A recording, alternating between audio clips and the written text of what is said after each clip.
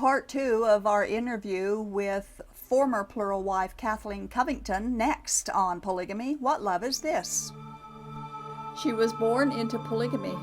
Her family followed the teachings of Joseph Smith, including plural marriage. Like many young girls, she had been promised to a man who was her father's age, but she ran away. That girl was me. I was lost. Then Jesus Christ found me. I found real freedom. He is a shield to all who will take refuge in Him.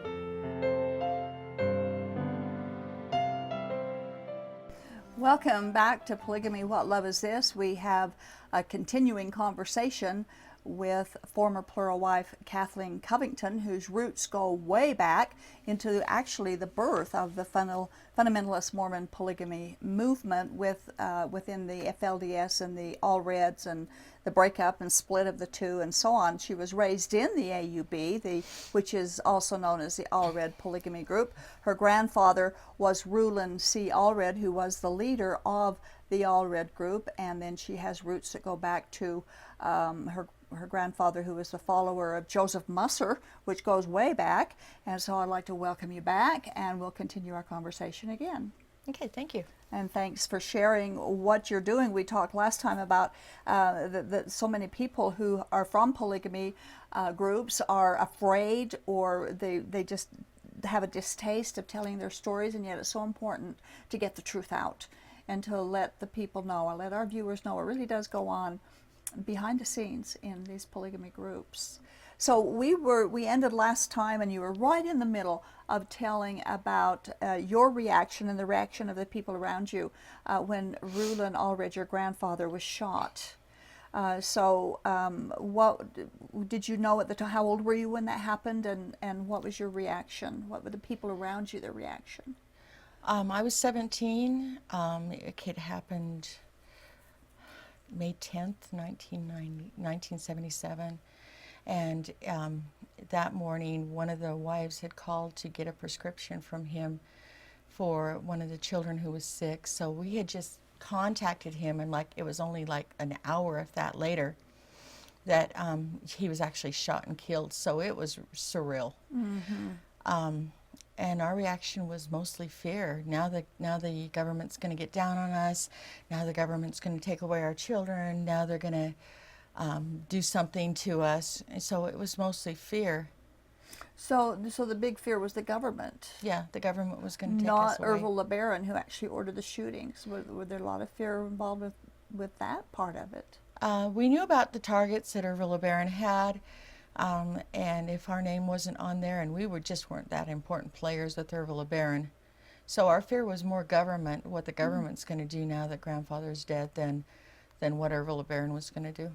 So when Rulon died, his brother, was it his brother who took over? Yes. Owen? Mm-hmm. Owen Allred took over the leadership. Did you have a good relationship with him?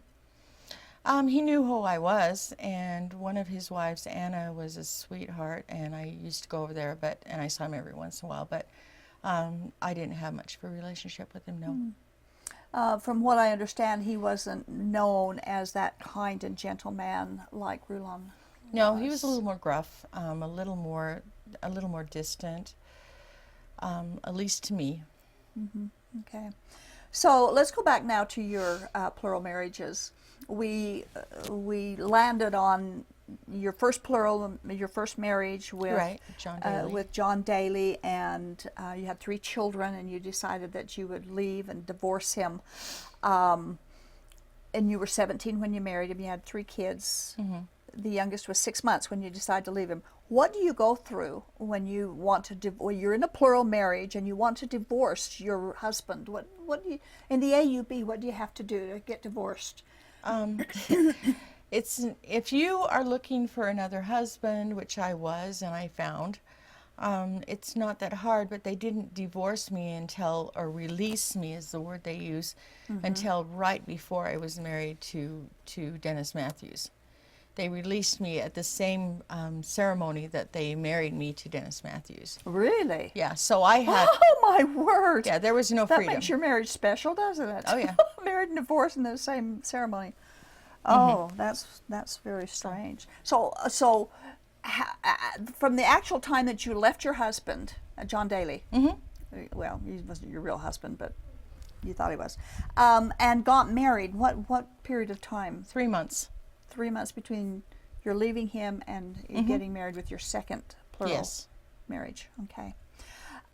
So you married Dennis Matthews. Tell us how you met him, or why did you decide to marry him? He was married to my sister. I thought he was awesome. What was awesome about him? Just he looked nice. He presented himself good. His women looked like they were happy. He had all the appearance of what I thought I wanted. And found out it was pure hell. Pure hell. Yeah. So you married him? Yeah. And got divorced and married him the same day. How long did it take you to find out that he wasn't that awesome man that you thought he was? Within a week or two. No? Was he abusive? Emotionally, very much so. Spiritually, very much so. Explain some of what you mean by emotional and spiritual abuse that he... Well, he claimed my daughter, who was 3, was a child molester and always would be from day one.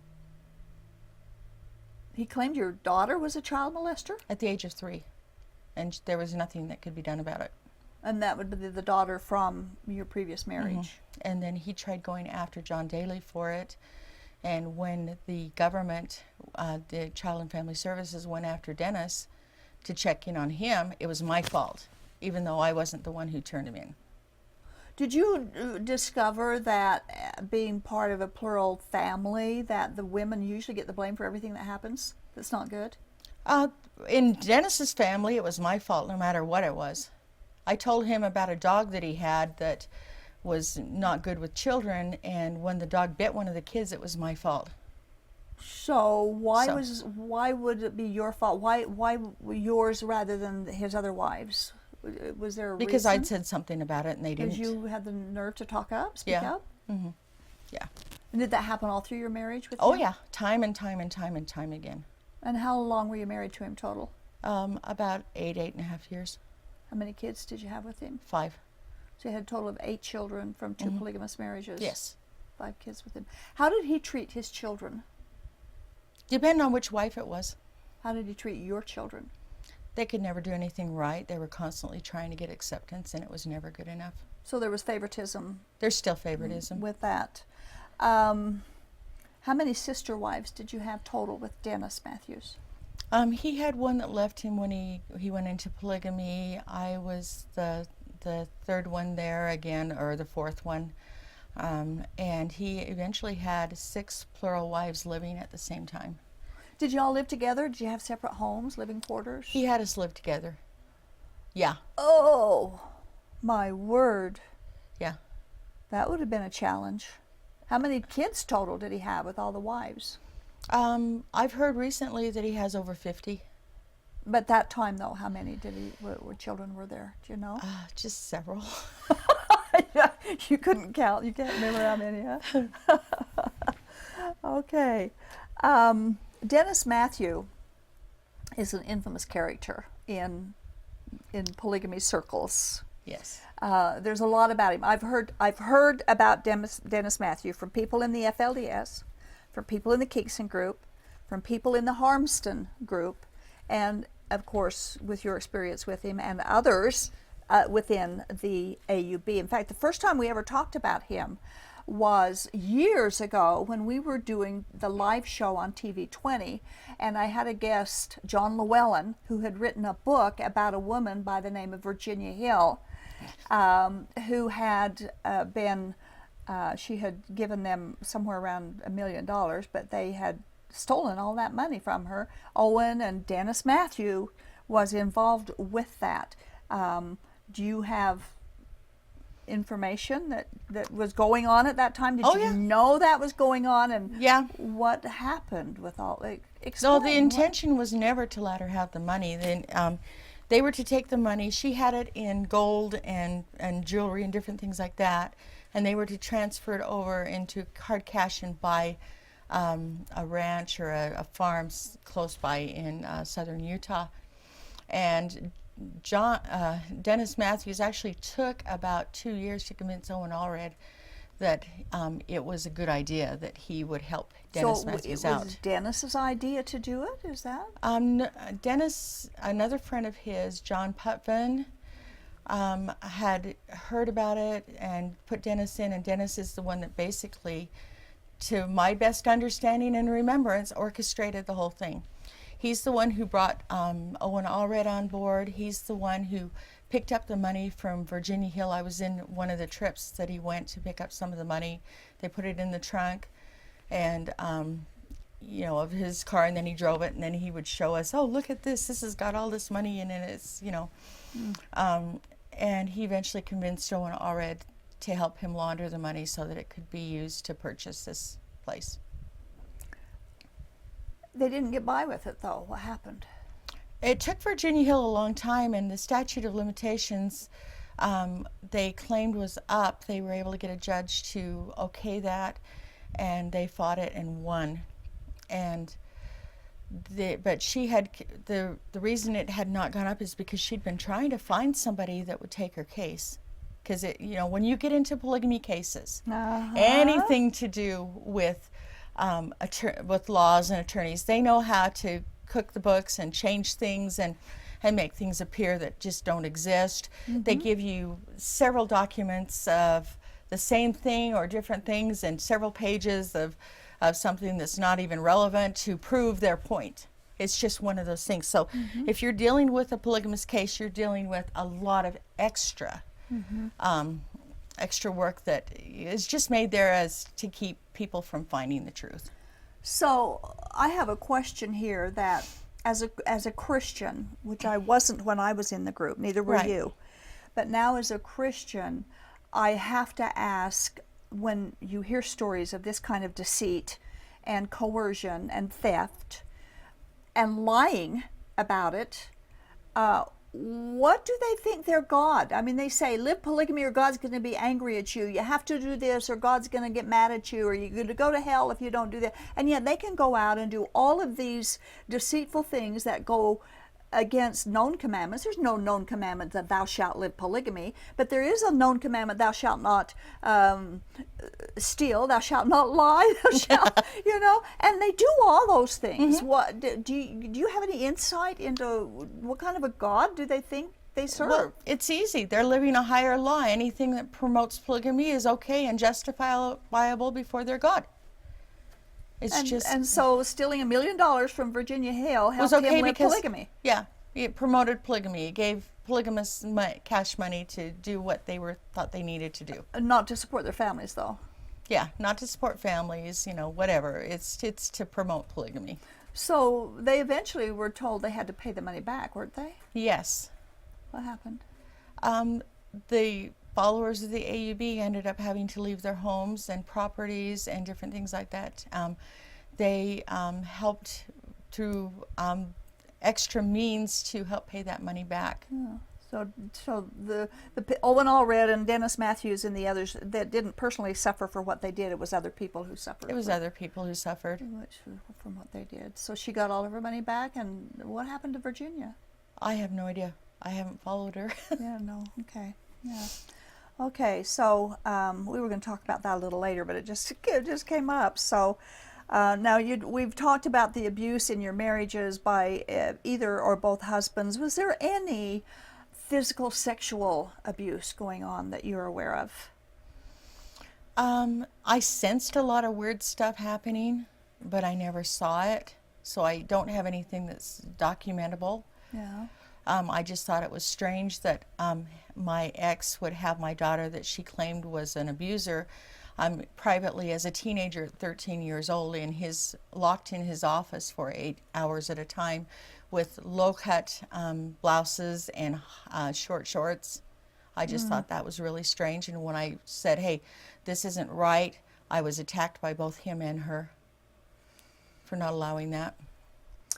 So nothing came of that then that anybody is aware No, of. you don't talk to the government. You don't get any, Right. Because the government's the enemy. Yeah. So anything that could help you is, discounted and pushed over as, they're not going to understand we're living the higher law. This is, And then you have to keep in order with your husband in order to get eternity. He's the one that lets you in the gates.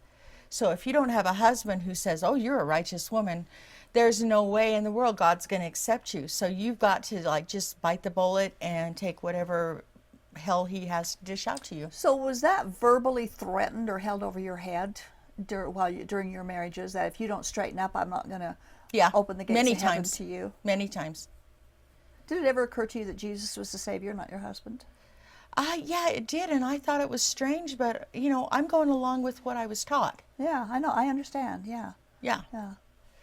Okay, now several people who leave polygamy, that I've talked with several, I'm sure you have as well, plus from people who help people after they leave or help people get out and work with them, virtually everyone has said that there is rarely anyone who comes out of polygamy group that has not been sexually abused or experienced maltreatment.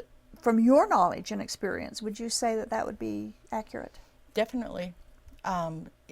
You have spiritual abuse, you have neglect, you have emotional abuse. I mean, I don't know if you've ever been emotionally beaten, but it's hell. Oh. Yes, ma'am. You don't want it. And he did that because nobody could see it. In fact, he bragged. He says, I'm never going to beat you because if you do that, you can prove that I did it. But if I do it to you emotionally, there is no way anybody can prove that. So he told you that. And you have to put up with it, because if you don't, then I won't call you into heaven when the time comes. So in the Kingston group, I think everybody's aware of it, but not as much with the FLDS, but definitely with both groups. There's a lot of incest. Sisters and brothers, half-sisters and brothers marrying each other in the Kingston group, uncles and nieces and so on, and cousins a lot in the FLDS. Is that going on in the Allred group? It's starting. I understand. Really? They're okaying first, or at least second cousins, and in some cases first cousins to intermarry. But in the past, it has not been so at all. It's against the law, well, like the law matters to them, but it is against the law in Utah for closer than third cousins to get married. Do they know that? Do they care? I don't think it matters. They're living a higher law. They're justified in whatever they do to promote polygamy. Right. It's okay. God accepts them because they're living a higher law. They're above the law. And it doesn't bother them that you are aware of that a higher risk of birth defects from this? I don't think that's even something they're concerned with. Yeah. Okay, we've talked a little bit about this, but let's go into more detail. Pecking order. The pecking order with plural wives, the pecking order with the sister wives and their children as they relate to each other. How can you tell us about that? Is there any? Was it bad? The pecking order is usually in who's in with the husband the closest. Not the first wife necessarily, just It's not always the first wife.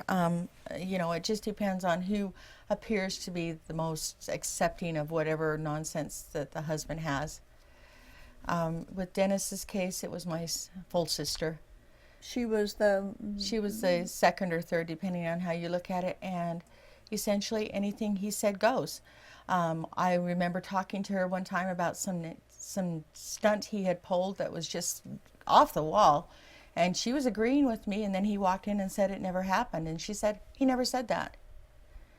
And she would not admit that he never said that because he told her he never said that. Mm-hmm. And Do you think she would do that to keep her position, or did she really believe him? I think she feels she spent some time with George Maycock.